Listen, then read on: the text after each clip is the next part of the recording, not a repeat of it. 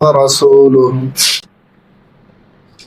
اللهم صل على محمد وعلى آل محمد كما صليت على إبراهيم وعلى آل إبراهيم إنك حميد مجيد.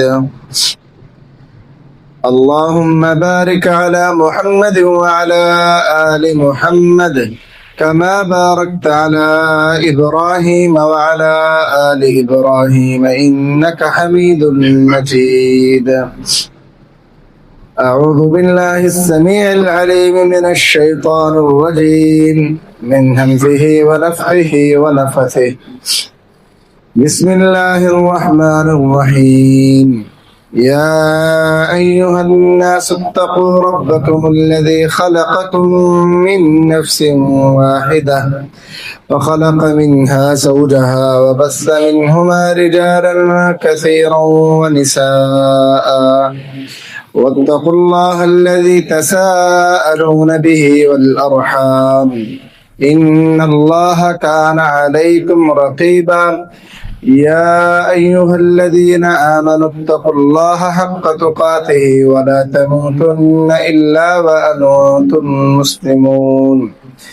يا أيها الذين آمنوا اتقوا الله وقولوا قولا سديدا يصلح لكم أعمالكم ويغفر لكم ذنوبكم ومن يطع الله ورسوله فقد فاز فوزا عظيما. أما بعد فإن خير الحديث كتاب الله وخير الهدي هدي محمد صلى الله عليه وسلم وشر الأمور محدثاتها وكل محدثة بدعة وكل بدعة ضلالة وكل ضلالة في النار. قال الله تعالى في القرآن المجيد الحمد لله رب العالمين. محترم بھائیو، قرآن مجید کی تفسیر کے حوالے سے میں نے ارادہ کیا تھا کہ انشاءاللہ العظیم یہ ایک سلسلہ شروع کروں گا کہ اس میں قرآن مجید اللہ کا پیغام یہ آپ احباب کے سامنے رکھوں گا. ربیع الاول کا مہینہ آ جانے کی وجہ سے سیرت پر چلے گئے، تو انشاءاللہ العظیم آج سے قرآن مجید کا آغاز ہم کریں گے سورۃ الفاتحہ سے. محترم بھائیو، اگر ہم اپنی گمراہیوں پر غور کریں نا، اور آج جتنے بھی مسلمانوں کے مسائل ہیں اس پر غور کریں، تو ایک بڑی وجہ قرآن مجید سے دوری ہے، قرآن مجید کی سمجھ حاصل کرنے سے دوری ہے، کہ جس کی وجہ سے عقیدہ کمزور ہوتا ہے، اور عقیدہ کمزور ہونے سے بندے کا عمل کمزور ہو جاتا ہے، اور عمل میں نہ وہ پختگی رہتی ہے نہ شوق رہتا ہے، پھر بس وہ ایک روٹین کے مطابق بندہ عمل کرتا ہے. تو جو بندہ قرآن کو سمجھ کر پڑھتا ہے، اللہ تعالیٰ کیا کہنا چاہتا ہے اسے سمجھنا چاہتا ہے بندہ، تو پھر نہ عبادت کے اندر بھی، زندگی گزارنے کے اندر بھی انسان کو لذت محسوس ہوتی ہے. محترم بھائیو، قرآن مجید مکمل قرآن 114 صورتوں میں سے جو سب سے فضیلت والی صورت ہے وہ سورۃ الفاتحہ ہے. کسی صورت کو یہ اعزاز حاصل نہیں کہ اللہ تعالیٰ نے اسے 2 مرتبہ نازل کیا ہو سوائے سورۃ الفاتحہ. اللہ تعالیٰ نے اس صورت کو 2 مرتبہ نازل کیا ہے. پہلی مرتبہ مکہ مکرمہ میں، اور ابتدائی دعوت کے سال میں. پہلی مکمل جو صورت نازل ہوئی ہے وہ یہی ہے. ایک ہے سورہ علق کی چند آیتیں نازل ہوئی، لیکن جو پہلی مکمل صورت نازل ہوئی ہے ابتدائی نبوت کی 3 سالوں میں وہ سورۃ الفاتحہ ہے. پھر ایک دفعہ یہ مدینہ کے اندر اللہ نے دوبارہ نازل کی ہے. ظاہر سی بات ہے کہ اس کا 2 مرتبہ نازل کرنا اس کی اہمیت کو اجاگر کرنے کے لیے تھا، وگرنہ مسلمان اسے 5 نمازوں میں پڑھتے تھے اور نماز کی ہر رکعت میں پڑھتے تھے. ایسا تو نہ تھا کہ مسلمانوں کو یہ صورت یاد نہ تھی، ہر بندے کو، ہر بچے کو یہ یاد تھی، لیکن اللہ تعالیٰ اس کی اہمیت کو واضح کرنا چاہتے تھے. یہ کوئی معمولی صورت نہیں ہے. قرآن سارے بڑی فضیلت والا ہے، لیکن قرآن کی ہر آیت اللہ تعالیٰ کا کلام ہے، تو بعض باتوں سے زیادہ فضیلت والی ہیں. قرآن مجید میں سورۃ الفاتحہ یہ باقی صورتوں کے بنسبت زیادہ عظمت والی، زیادہ خیر والی، زیادہ فضیلت والی ہے. باقی بھی فضیلت والی ہیں، حضرت ابو سعید بن معلا رضی اللہ تعالی عنہ فرماتے ہیں کہ میں نماز پڑھ رہا تھا تو رسول کریم صلی اللہ علیہ وسلم کا گزر ہوا تو انہوں نے کہا مجھے بلایا، فدعانی رسول اللہ صلی اللہ علیہ وسلم فلم اجبہ، رسول کریم نے مجھے بلایا تو میں نے جواب نہ دیا، میں نماز جو پڑھ رہا تھا۔ اب یہاں پہ یہ بھی مسئلہ سن لیں کہ رسول کریم کی ذات اقدس وہ ذات ہے کہ اگر بندے کو بلایا جائے رسول کریم کی طرف سے تو فرض نماز بھی توڑنا لازم ہے، فرض نماز بھی بندہ جاری نہیں رکھ سکتا۔ والدین بلائیں اور بار بار بلائیں تو نفلی نماز توڑی جا سکتی ہے، لیکن فردی نماز صرف ایک ہستی کے کہنے پہ توڑی جا سکتی ہے اور وہ ہے رسول کریم صلی اللہ علیہ وسلم۔ اب جب بھی بلائیں گے فردی نماز بھی چھوڑ کر رسول کریم صلی اللہ علیہ وسلم کی بات سننی پڑے گی۔ حضرت ابو سعید بن معلا رضی اللہ تعالیٰ عنہ کہتے میں نے جواب نہ دیا، میں نے نماز مکمل کی، نبی کریم کی بارگاہ میں حاضر ہوا، میں نے کہا اللہ کے رسول انی کنت اصلی، اللہ کے رسول میں نماز پڑھ رہا تھا اس لیے میں آپ کے بلاوے پہ آ نہ سکا۔ کہا اے ابو سعید الم یقل اللہ، کیا اللہ نے یہ نہیں کہا تمہیں استجیبوا للہ وللرسول اذا دعاکم لما یحییکم، کہ جب تمہیں اللہ اور اس کا رسول تمہیں بلائیں اس چیز کی طرف جس میں تمہارے لیے زندگی کا سامان ہے تو تم اللہ اور اس کے رسول کی بلاوے کو قبول کرو، تمہیں اللہ نے یہ حکم نہیں دیا؟ تو رسول کریم نے مسئلہ سمجھایا کہ آئندہ میں کبھی بلاؤں تو نماز کا نہیں خیال کرنا، میری بات کو ماننا، یہ اللہ کا حکم ہے۔ پھر کہا ابو سعید تجھے ایک کام کی وجہ سے بلایا ہے، ایک چیز تجھے بتانا چاہتا ہوں، لَأَعْلَمَنَّكَ سُورَةً هِيَ أَعْظَمُ السُّوَرِ فِي الْقُرْآنِ، کہا کہ میں تجھے آج ضرور ایسی صورت بتاؤں گا، لازمی تجھے سکھلاؤں گا ایسی صورت جو قرآن مجید کی صورتوں میں سب سے زیادہ عظیم صورت ہے، قبل ان تخرج من المسجد، تیرے مسجد سے نکلنے سے پہلے پہلے وہ تجھے بتا دوں گا۔ کہتے ہیں کہ ثم اخذ بیدی، میرا ہاتھ رسول کریم نے پکڑ لیا، گفتگو چل پڑی ہوگی، کوئی مجلس ہوگی۔ کہتے ہیں فلما اراد ان یخرج، جب رسول کریم نے ارادہ کیا نا کہ وہ مسجد سے اب باہر جانے لگے، فقلت له، میں نے آپ سے کہا الم تقل لأعلمنك سورة هي اعظم سورة في القرآن، اللہ کے رسول کیا آپ نے مجھے آج یہ کہا نہیں تھا کہ میں تجھے ایسی صورت آج سکھاؤں گا جو قرآن مجید میں سب سے زیادہ عظمت والی صورت ہے؟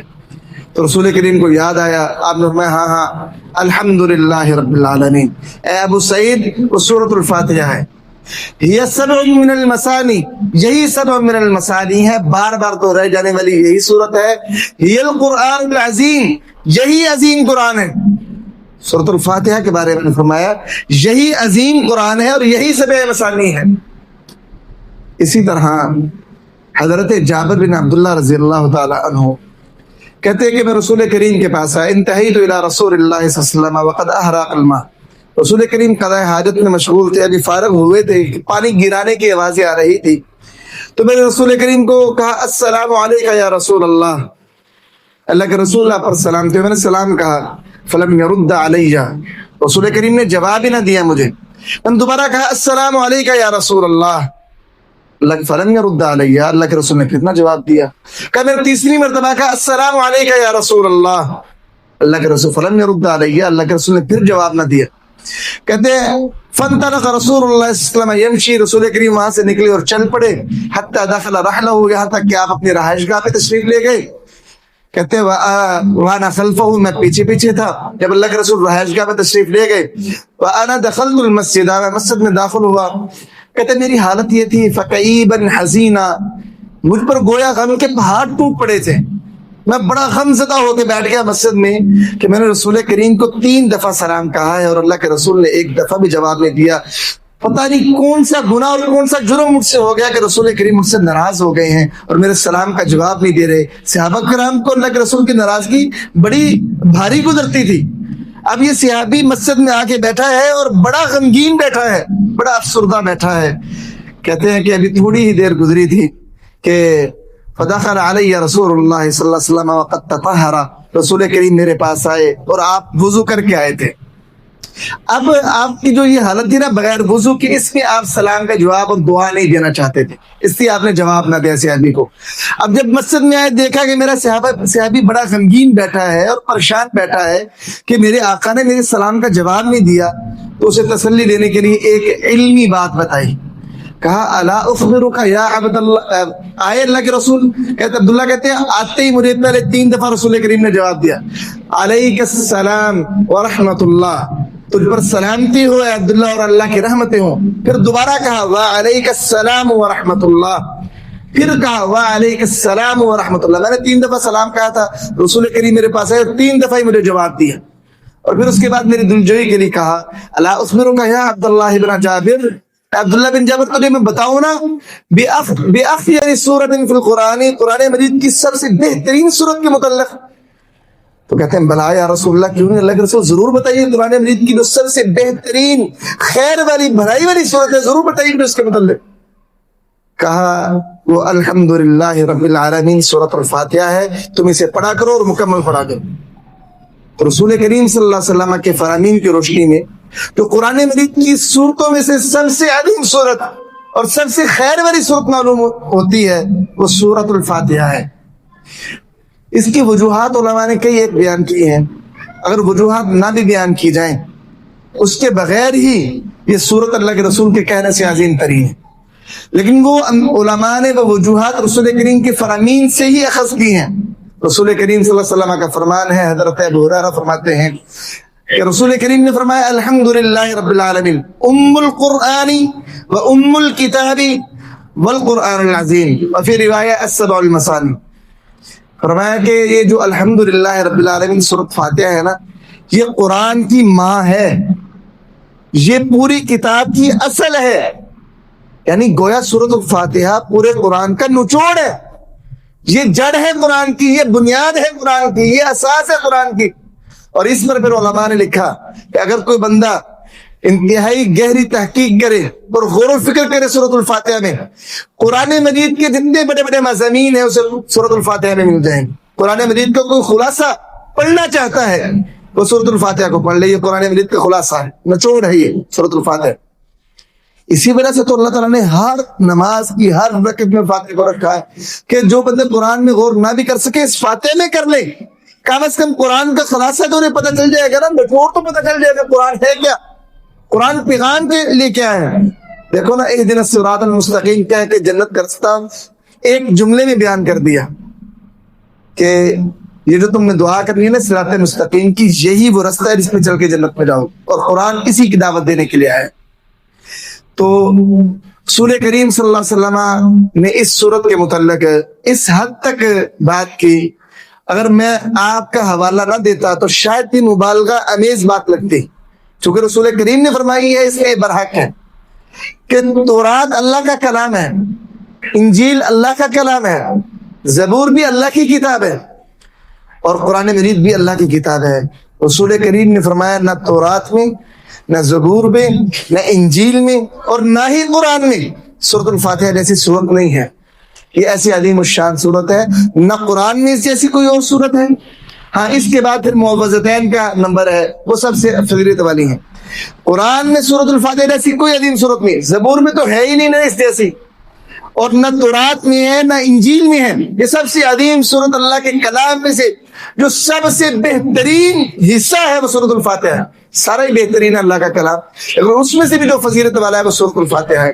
حضرت ابی بن کعب رضی اللہ تعالیٰ عنہ یہ فرماتے ہیں کہ اللہ کے رسول نے مجھے ایک دن کہا اے ابی اتحب ان اعلمک سورۃ لم ينزل فی التوراۃ ولا فی الانجیل ولا فی الزبور ولا فی القرآن مثلها. اے ابی بڑے قرآن کے عالم تھے اور قاری بہت بڑے تھے ابی بن کعب، حتیٰ کہ رسول کریم ان سے کہا کرتے تھے ابی ذرا مجھے قرآن پڑھ کے سنو. ایک دفعہ کہا ابی مجھے اللہ نے کہا ہے کہ ابی سے قرآن سنو. یہ ابی اتنے بڑے قرآن کے عالم تھے. تو حضرت ابی سے اللہ کے رسول نے کہا ابی قرآن کا تو بڑا عالم ہے، کیا تجھے میں ایسی صورت نہ بتاؤں، ایسی چیز نہ بتاؤں کہ جس جیسی چیز نہ تورات میں اللہ نے نازل کی ہے، نہ انجیل میں نازل کی ہے، نہ زبور میں نازل کی ہے، اور نہ ہی قرآن مجید میں کی ہے. کہا نعم یا رسول اللہ، ضرور بتائیے اللہ کے رسول. کہا کیف تقرأ الصلاۃ، نماز کیسے پڑھتے ہو، نماز میں تلاوت کیسے کرتے ہو. فقرأ بأم القرآن، ابی کہتے ہیں میں نے سورۃ فاتحہ پڑھ کے سنی اللہ کے رسول، میں قرآن میں نماز میں اس کی تلاوت کرتا ہوں، فاتحہ پڑھتا ہوں. کہا والذی نفسی بیدہ، اس ذات کی قسم ہے جس کے ہاتھ میں میری محمد صلی اللہ علیہ وسلم کی جان ہے، ما انزلت فی التوراۃ ولا فی الانجیل ولا فی الزبور ولا فی القرآن مثلها، کہ نہ تورات میں، نہ زبور میں، نہ انجیل میں، اور نہ ہی قرآن میں اس جیسی کوئی اور صورت نہیں ہے. یہ سب سے عظیم ترین صورت ہے جو اللہ نے مجھ پہ نازل کی. یہی وجہ ہے کہ سورۃ البقرہ، معوذتین اور باقی صورتوں کے نازل ہوتے وقت شیطان نے کوئی وبیلہ نہیں مچایا. جتنا وبیلہ اور رونا پیٹنا اس نے سورۃ الفاتحہ کے نزول کے وقت اتارا ہے، کیا ہے، نوحہ کیا ہے اس نے، شیطان نے سورۃ الفاتحہ کے نازل ہوتے وقت. حضرت ابو ہریرہ رضی اللہ تعالیٰ عنہ کی حدیث معجم الاوسط طبرانی کے اندر موجود ہے، حسن سند کی. حضرت ابو ہریرہ فرماتے ہیں کہ ان ابلیس رن حین انزلت بفاتحۃ الکتاب، جب سورۃ الفاتحہ نازل ہوئی تو ابلیس اس وقت رویا، چلایا، چیخا.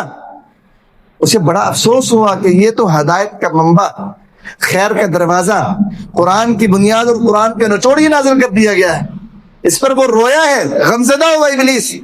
یہ ایسی عظیم الشان صورت ہے. اور کیا وجہ ہے کہ یہ صورت ہم 5 نمازوں میں پڑھتے ہیں لیکن یہ صورت ہم پر کوئی خاص اثر نہیں ڈالتے، اور ہم اس کے پڑھنے سے کوئی خاص تبدیلی اپنے اندر محسوس نہیں کرتے کہ ایسی عظیم الشان صورت کہ جسے رسول کریم سب سے عظیم صورت کہے، ایسی عظیم الشان صورت جسے رسول کریم سب سے بہترین کہے، اور ایسی عظیم الشان صورت کہ جیسی قرآن میں، نہ انجیل میں، نہ تورات میں، نہ زبور میں ہے، نہ قرآن میں مجید میں ہے. اور ایسی عظیم الشان صورت کہ ابلیس بھی اس پر روتا ہے کہ یہ کیوں نازل کر دی گئی مسلمانوں کی ہدایت کے لیے. ایسی عظیم الشان صورت اگر ہم پر اثر نہیں نہ ڈال رہی، اس کا ایک ہی مطلب ہے کہ کبھی ہم نے اس صورت کی فضیلت کو، اہمیت کو سمجھتے ہوئے اس پر غور کیا ہی نہیں. اور جس دن ہم نے اس پر غور کیا انشاءاللہ یہ کافی ہو جائے گی ہماری رہنمائی کے لیے. نبی کریم صلی اللہ علیہ وسلم تشریف فرما ہے. عبداللہ بن عباس فرماتے ہیں کہ بینما جبریل قائد عند النبی صلی اللہ علیہ وسلم، کہ حضرت جبریل نبی کریم صلی اللہ علیہ وسلم کے پاس تشریف فرماتے ہیں. فسمع نقیزا من فوقی، حضرت جبریل امین نے اوپر سے دروازہ کھلنے کی آواز سنی تو اور ساتھ کہا کہ ھذا باب من السماء، یہ آسمان کا دروازہ ہے، فتح، جو آج کھولا گیا ہے. لم یفتح قط الا اليوم، آج سے پہلے کبھی یہ دروازہ نہیں کھولا. جب دروازہ کھلا تو جبریل امین نے نظر دوڑائی، کہا اللہ کے رسول یہ جو آج دروازہ کھولا گیا ہے نا آسمان کا، آج سے پہلے کبھی یہ دروازہ نہیں کھلا. وہی آ جا رہی تھی، یہ مدینے کی بات ہے، فاتحہ پہلے نازل ہو چکی ہے، یہ دوسرا نزول ہے اس کا. تو کہا یہ جو اللہ کے رسول دروازہ آج کھلا ہے نا یہ پہلے کبھی نہیں کھلا. اور کہا اس سے ایک فرشتہ اترا ہے. اللہ کے رسول ھذا ملک نزل الى الارض، یہ جو فرشتہ اترا ہے زمین کی طرف اس دروازے سے، لم ينزل قط الا اليوم، یہ آج سے پہلے کبھی زمین پر نہیں اللہ نے بھیجا اس فرشتے کو. یہ آسمان کا دروازہ بھی اللہ نے کبھی نہیں کھولا اور اس فرشتے کو بھی اللہ نے کبھی زمین پر نہیں بھیجا جس کو آج بھیجا ہے. وہ فرشتہ آیا فسلم، اس نے کہا السلام علیکم یا رسول اللہ، اس نے سلام کہا اللہ کے رسول کو اور کہا ابشر بنورین، اللہ کے رسول اللہ آپ کو 2 نوروں کی خوشخبری دیتا ہے. اللہ نے 2 نور آپ کو عطا کیے ہیں. اوتیتہما، جو آپ کو اللہ نے دیے ہیں، لم یؤتہما نبی قبلک، اللہ نے وہ 2 نور آپ سے پہلے کسی نبی کو عطا نہیں کیے. اللہ نے آپ کو وہ 2 نور عطا کیے ہیں. فاتحۃ الکتاب و خواتیم سورۃ البقرہ، ایک سورۃ الفاتحہ ہے اور ایک سورۃ بقرہ کی آخری 2 آیتیں ہیں خاتمہ. فرمایا یہ 2 ایسے نور ہیں جو اللہ نے کسی نبی کو آپ سے پہلے عطا نہیں کیے. یہ 2 نور اللہ نے آپ کو عطا کیے اور ان کے اندر تاثیر کیا ہے، ان کا اثر کیا ہے. لم یقرأ بہما، لم یقرأ بحرف فیہما، ان کے اندر جو حروف ہیں ان میں سے کوئی آپ نہیں پڑھیں گے الا اعطیتا، مگر وہی آپ کو اللہ عطا کر دے گا. علماء نے اس پر یہ لکھا ہے کہ یہ جو صورت ہے اس کے اندر جو دعائیہ کلمے ہیں اگر بندہ صدق دل سے پڑھے اللہ صراط مستقیم بھی دیتا ہے. سورۃ فاتحہ میں کیا ہے، اللہ کی مدد بندہ مانگتا ہے، صراط مستقیم مانگتا ہے، انعام یافتہ لوگوں کے رستے پہ چلنا مانگتا ہے، گمراہ اور جن پر اللہ کا غصہ اترا ان لوگوں کی صف میں شامل ہونے سے پناہ مانگتا ہے. فرمایا جو بندہ دل سے یہ پڑھے، یہ فرشتہ رسول کریم کو کہہ رہا ہے اللہ کے رسول آپ ان میں سے جس حرف کو بھی پڑھیں گے اللہ وہ چیز آپ کو عطا کر دے گا. اور سورۃ بقرہ کی آخری آیتوں میں کیا ہے، معافی ہے. اللہ ہم بڑے گناہ گار ہیں، کمزور ہیں، ان گناہوں کا بوجھ نہیں اٹھا سکیں گے. اللہ ہمارا مواخذہ نہ کرنا اگر ہم سے کوئی غلطی گناہ ہو جائے. اللہ جس طرح پچھلی قوموں پر بڑا بوجھ ڈالا گیا اللہ ہم پہ بوجھ نہ ڈالنا. غلطی ہو جائے اللہ معاف کرنا، درگزر کرنا، ہم پہ رحم فرمانا. فرمایا یہ جو آخری دو آیتیں ہیں سورۃ بقرہ کی اور یہ سورۃ فاتحہ، بندہ یہ پڑھے، جو پڑھو گے اللہ دیتا جائے گا دیتا جائے گا. ٹھیک ہے، میں نے اپنے بندے کو عطا کر دی. لیکن اگر بندہ پڑھے ہی ایسے کہ وہ الحمدللہ سے شروع کرے ولا ضالین تک اسے پتہ ہی نہیں کہ میں کیا پڑھ رہا ہوں، اور آمین پر اسے پتہ چلے کہ فاتحہ ختم ہو گئی ہے، تو پھر یہ تو ایسے دل کی دعا تو اللہ قبول ہی نہیں کرتا نا. جو غافل دل ہو، جو غفلت میں پڑا دل ہے، اللہ اس کی دعا قبول نہیں کرتا. جب ہم اس کو صدقے دل سے پڑھیں اور واقعات ان چیزوں کے طالب ہوں کہ اللہ میں صراط مستقیم کا متلاشی ہوں، میں سیدھے راستے پہ آنا چاہتا ہوں، میں شیطان کے رستوں کو چھوڑنا چاہتا ہوں، پھر اس نیت سے بندہ سورہ فاتحہ پڑھے. آسمان سے اللہ نے فرشتے کو بھیج کر یہ بتایا ہے کہ نبی جب بھی اس سورت کو پڑھا جائے گا اس کے اندر جو مانگا جائے گا اللہ دے گا، اور یہ گارنٹی اللہ نے دی ہے. جب گارنٹی دینے والا اللہ ہونا اس کو شک نہیں ہو سکتا. لیکن جو آج کل ہمیں ہدایت نہیں ملتی، ہم مانگتے غافل دل سے ہیں، دل سے مانگتے ہی نہیں ہیں. جب کہتے ہیں نا اہدنا الصراط المستقیم، کتنی کو طلب ہوتی ہے صراط مستقیم کے ہمارے دل میں، ذرا خود غور کریں اپنے دلوں. تو رسول کریم صلی اللہ علیہ وسلم کو یہ بشارت دی گئی. محترم بھائیو، یہ جو سورت فاتحہ ہے یہ اللہ تعالیٰ سے ہم کلام ہونے کا دنیا میں واحد رستہ ہے. اس سے بندہ اللہ تعالیٰ کا، باقی تو دعا ساری اللہ تعالیٰ کے ساتھ ہم کلام ہونے کا ذریعہ ہے، لیکن قرآن مجید کے ذریعے سے اللہ سے ہم کلام ہونا چاہتے ہو تو سورۃ فاتحہ بہترین ذریعہ ہے. صحیح مسلم کے اندر ہے کہ حضرت ابو ہریرہ رضی اللہ تعالیٰ عنہ فرماتے ہیں کہ نبی کریم نے فرمایا کہ اللہ فرماتا ہے، یہ حدیث قدسی ہے، قسمت الصلاۃ بینی و بین عبدی نصفین، میں نے نماز کو اپنے اور بندے کے درمیان دو حصوں میں تقسیم کر دیا ہے. ولی عبدی ما سأل، اور میرے بندے کے لیے وہ سارا کچھ ہے جو اس نے سوال کیا مانگا مجھ سے میں اسے دے دوں گا. اچھا، نماز کیا اللہ نے تقسیم کی ہے، پھر وہ ساری اس کی تشریح رسول کریم نے کی. اذا قال العبد الحمدللہ رب العالمین، جب بندہ نماز میں کہتا ہے نا الحمدللہ رب العالمین، قال اللہ تعالی، اللہ جواب دیتا ہے حمدنی عبدی، میرا بندہ میری تعریف کر رہا ہے. وَإِذَا قَالَ الْعَبْدُ الرَّحْمَنُ الرَّحِيمُ، جب بندہ کہتا ہے الرحمن الرحیم، قال اللہ تعالی، اللہ جواب دیتا ہے اثنى علی عبدی، میرے بندے نے مجھ پر ثنا بھیجی ہے. وَإِذَا قَالَ الْعَبْدُ مَالِكِ يَوْمِ الدِّينِ، جب بندہ کہتا ہے نا مالک یوم الدین، اللہ جواب دیتا ہے مجدنی عبدی، میرا بندہ میری بزرگی بیان کر رہا ہے. اور کبھی اللہ یہ کہتا ہے فوض الی امری، میرے بندے نے اپنا معاملہ میرے سپرد کر دیا ہے، مجھے بادشاہ مان لیا ہے اس بندے نے، تو یہ گویا اپنا معاملہ میرے سپرد کر رہا ہے، یہ اپنا میرے سپرد کر رہا ہے. اللہ جواب دیتا ہے بندے کو. بندہ کہتا ہے ایاک نعبد و ایاک نستعین، اللہ جواب دیتا ہے ھذا بینی و بین عبدی، یہ جو سوال ہے میرے اور میرے بندے کے درمیان ہے. ولی عبدی ما سأل، میرا بندہ جو مجھ سے مانگے گا میں نے اس کو دے دیا. بندہ کہتا ہے نا اللہ ہم تیری عبادت کرتے ہیں، تجھ سے مدد مانگتے ہیں، اب جس چیز کے بارے میں مدد مانگ رہے ہو اللہ کہتا ہے میں نے عطا کر دیا، یہ میرے اور میرے بندے کا مسئلہ ہے، میں نے اس کو دے دیا. بندہ کہتا ہے اہدنا الصراط المستقیم صراط الذین انعمت علیہم غیر المغضوب علیہم ولا الضالین، اللہ جواب دیتا ہے اس کا. اللہ کہتا ہے ھذا لعبدی ولعبدی ما سأل، میرا بندہ مجھ سے مانگ رہا ہے، جو مانگ رہا ہے میں دے رہا ہوں. اللہ کلام کرتا ہے بندے سے. اور یہ حدیث قدسی ہے، صحیح مسلم کے اندر حضرت ابو ہریرہ رضی اللہ تعالیٰ عنہ سے مروی ہے. بندہ سورۃ الفاتحہ پڑھتا ہے اللہ جواب دیتا ہے.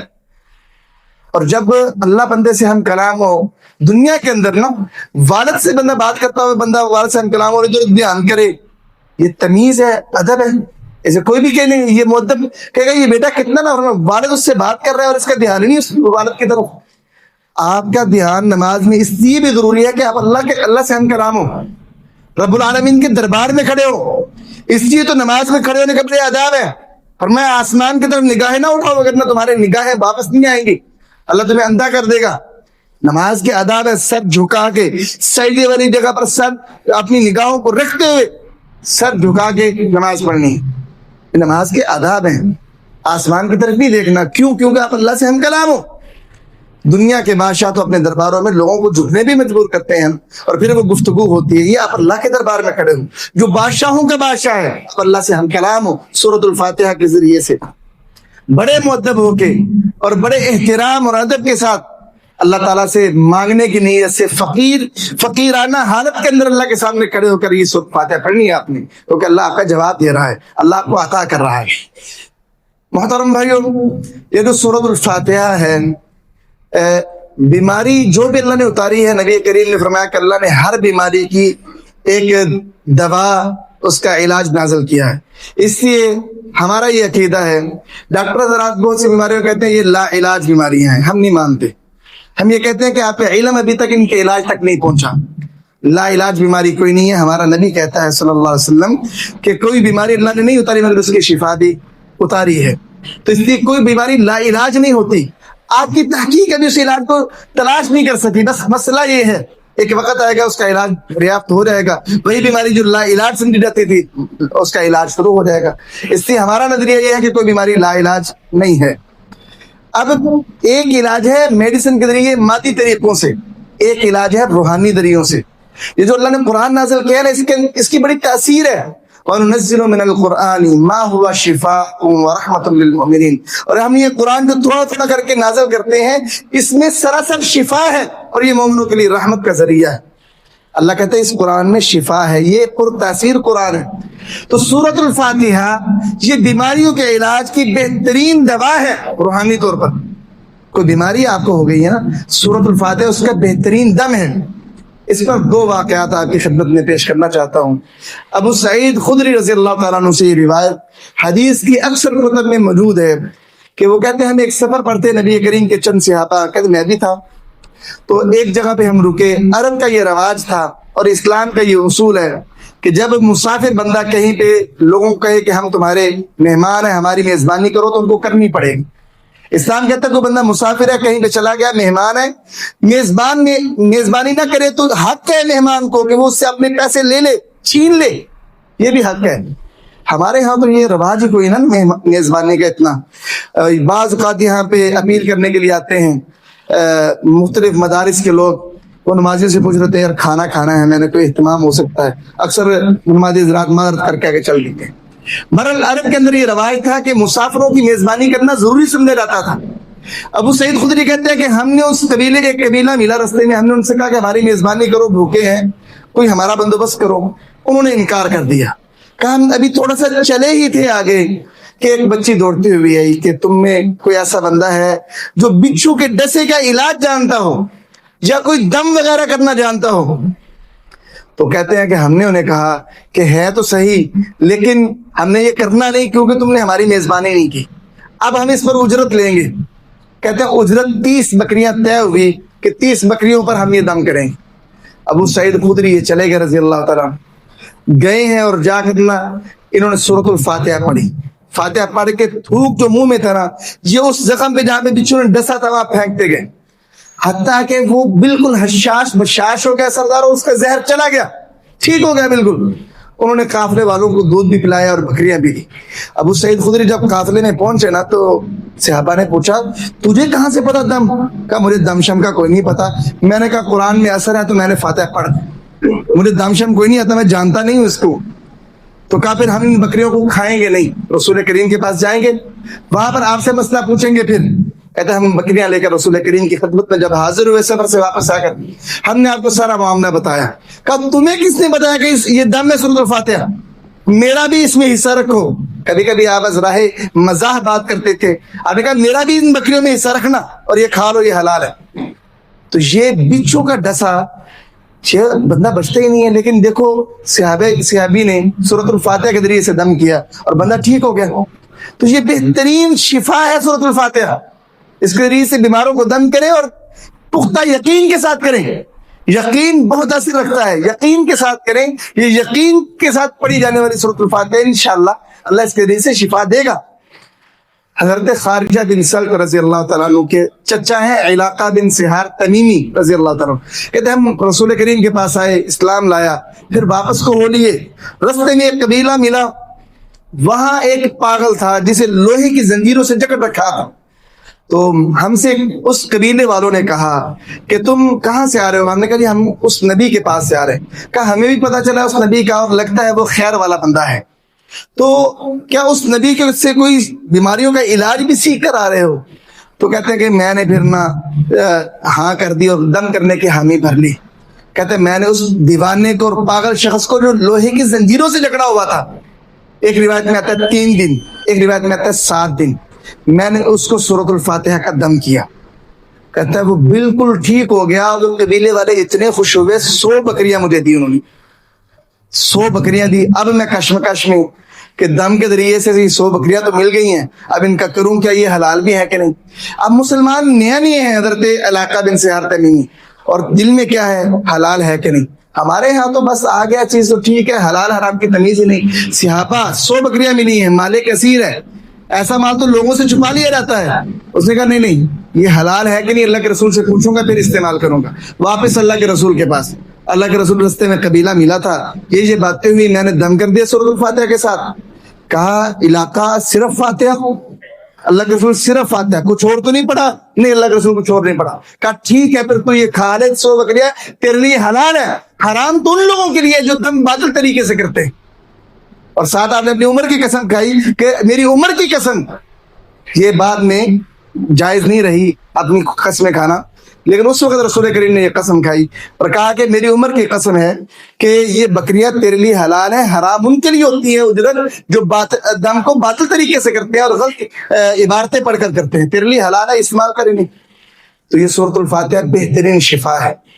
اس لیے گھروں میں بچوں کو مسئلہ ہو جاتا ہے, بڑوں کو مسئلہ ہو جاتا ہے, جہاں پر آپ ڈاکٹروں کے پاس جاتے ہیں ضرور جائیں, علاج کریں, لیکن اس کے ساتھ ساتھ آپ روحانی علاج کو کمزور مت سمجھیں اور اس سے صرف نظر نہ کریں کہ اس میں کیا ہے. اس میں وہ طاقت ہے جو شاید مادی میڈیسن میں نہ ہو, کیونکہ یہ ڈائریکٹ اللہ تعالیٰ سے بندے کو شفا ملتی ہے. اگرچہ میڈیسن بھی ڈائریکٹ اللہ سے شفا ہے, لیکن یہ اس کا بہترین ذریعہ روحانی علاج ہے, چونکہ یہ اللہ کا کلام ہے اور اللہ کے کلام کے ذریعے سے اللہ سے شفا ترقی رہتی. تو اس لیے اس سورۃ الفاتحہ کا ایک فائدہ آپ احباب کے سامنے رکھا ہے. یہ قرآن مجید کی عظیم ترین صورت ہے, بہترین صورت ہے. شیطان بھی اس کے نزول کے وقت رویا. انجیل تورات زبور میں جیسی صورت کوئی نہیں ہے. اس لیے جب بھی نماز پڑھو پوری توجہ کے ساتھ اس صورت کو پڑھا کرو, اور یہ یقین رکھتے ہوئے کہ اس صورت کے ذریعے اللہ مجھے صراط مستقیم دے گا. بڑے نوجوان کہتے ہیں ہم سنبھلنا چاہتے ہیں, گناہوں سے نکلنا چاہتے ہیں, صراط مستقیم پہ آنا چاہتے ہیں, مول سے کوئی حل بتائیں, کیا کریں, ٹوٹکا کوئی بتائے, گناہ چھوڑنا چاہتا ہوں, فاتحہ پڑھیں, اس کو صدقے دل سے پڑھے, اللہ تعالیٰ سے اس کے ذریعے سے صراط مستقیم مانگے. اللہ فرشتہ نازل کر کے یہ فرماتا ہے کہ میرا وعدہ ہے میں اسے دوں گا, اللہ دے گا. گناہوں سے بچ جاؤ گے, صراط مستقیم پہ آ جاؤ. اللہ تعالیٰ نے سورۃ الفاتحہ کو کما حقہ صدقے دل سے پڑھنے کی توفیق عطا فرمائے. وما علیہ البلاغ. ان الحمد لله نحمده ونستعينه ونستغفره ونعوذ بالله من شرور انفسنا ومن سيئات اعمالنا, من يهده الله فلا مضل له ومن يضلل فلا هادي له, واشهد ان لا اله الا الله وحده لا شريك له, واشهد ان محمدا عبده ورسوله صلی اللہ علیہ وسلم. محترم بھائیو, سلاد زدگان کے حوالے سے مجھے کہا گیا ہے تو آپ تمام احباب سلاد زدگان سے جتنا ممکن ہو سکے ان سے تعاون کریں. دوسرا اہل غزہ کے لیے, اور ہمارا یہ کشمیر آج وہاں پر بھی فسادات کا ماحول بن گیا ہے. اگرچہ وہ اپنے حقوق کے لیے کھڑے ہوئے ہیں, لیکن اس وقت حالات خراب ہیں, امت تقسیم ہونے کے قریب سے قریب تر ہوتی جا رہی ہے, اور نعرے اس طرح سے لگ رہے ہیں کہ ہمیں پاکستان سے کوئی غرض نہیں ہے. اگرچہ وہ اپنے حقوق کے لیے کھڑے ہوئے ہیں اور ان کے حقوق دینے چاہیے, لیکن یہ جس طرح کا ماحول بنتا جا رہا ہے نا, بلوچستان کے اندر, پھر کشمیر کے اندر, پھر خیبر پختونخوا کے اندر, ہمیں دعاؤں کی بڑی ضرورت ہے. اللہ تعالیٰ سے اپنی نمازوں میں اپنے وطن کی حفاظت کے لیے, اس کے امن کے لیے, اس کے استحکام کے لیے دعائیں کیجیے. ہماری یہ کمزوری ہے, ہم دعائیں نہیں کرتے. اللہ تعالیٰ سے یہ دعا کیجیے کہ اللہ تعالیٰ ہمارے ملک پاکستان کو پر امن رکھے, اسے استحکام بخشے, دن دگنی رات چگنی ترقی دے. اور یہ جو دنیا کے کافر ملکوں کی طرف سے چند باتوں پر ہم خوش ہو جاتے ہیں, ان پر نہیں. ہمیں حقیقی ترقی جو اسلام کی ترقی ہے اور اسلام کا عالم بلند کرنے والی ترقی ہے, جس مقصد کے لیے ہم نے پاکستان کو حاصل کیا تھا, وہ والی ترقی ہمیں اللہ تعالیٰ عطا فرمائے. تو اپنی نمازوں کے بعد اپنی کشمیری بھائیوں کو اور تمام پاکستان کو اور تمام مسلمانوں کو اپنی دعاؤں میں لازمی یاد رکھیں. جزاک اللہ خیرا. اما بعد فإن خير الحديث كتاب الله وخير الهدي هدي محمد صلى الله عليه وسلم وشر الأمور محدثاتها وكل محدثة بدعة وكل بدعة ضلالة وكل ضلالة في النار. سبحان ربك رب العزة عما يصفون وسلام على المرسلين والحمد لله رب العالمين.